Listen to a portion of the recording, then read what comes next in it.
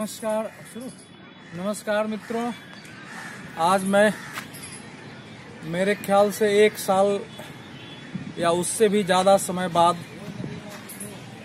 दिल्ली में थोड़ा घूमने के लिए निकला। एक कार्यक्रम में पहली बार गया तो जिस निर्माण को लेकर देश में बहुत ज़्यादा विवाद चल रहा था, सेंट्रल विस्टा प्रोजेक्ट, जिसके तहत राष्ट्रपति भवन को छोड़ करके नया संसद भवन, मंत्रालयों के ऑफिस और इंडिया गेट का पूरा स्वरूप बदलना है। आज मैंने वहां आकर देखा।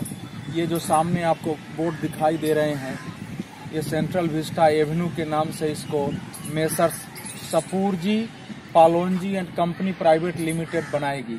तो आप अगर चारों तरफ नज़र दौड़ाएं तो आपको ये बोर्ड पूरे चारों तरफ दिखाई देगा, इस तरफ भी और उस तरफ भी, उस तरफ भी आपको दिखाई देगा। अब इसका निर्माण जब शुरू होगा तब पता चलेगा कि कैसा होगा।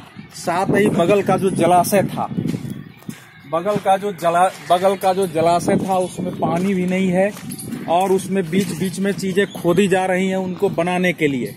सामने देखिए ये खोद के, और ये सारा प्रोजेक्ट काम तेजी से चल रहा है क्योंकि 4 से 5 वर्ष में इस पूरी परियोजना को करना है, जिससे कि ये पूरे लुटियंस दिल्ली का चेहरा बदल जाएगा। तो मैं आया था देखने, अभी बाकी चीजें तो नहीं थी, लेकिन रास्ते में कई चीजें दिखाई दी है।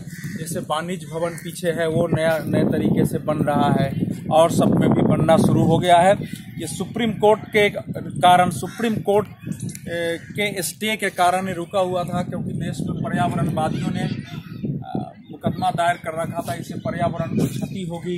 इसमें और भी कई कानूनी पहलू सामने लाए गए थे। सबसे ज़्यादा आपत्ति नए संसद भवन को लेकर के थी। हालांकि पिछले 20 वर्षों से 25 वर्षों से सरकारों में रहने वाले लोगों ने ये जरूर बात की थी कि हमको नया संसद भवन चाहिए, क्योंकि ये हमारे आज की आवश्यकताओं, आज की प्रासंगिकता, लोगों की बढ़ती हुई संख्या आज के काम के अनुरूप नहीं है। तो किसी ढंग से संसद भवन में काम चल रहा था। हालांकि संसद भवन को आज़ाद भारत के अनुरूप अंदर से बदलने की पूरी कोशिश हुई, लेकिन उसकी रचना ऐसी नहीं थी कि उसमें बहुत ज़्यादा परिवर्तन किया जा सकता था।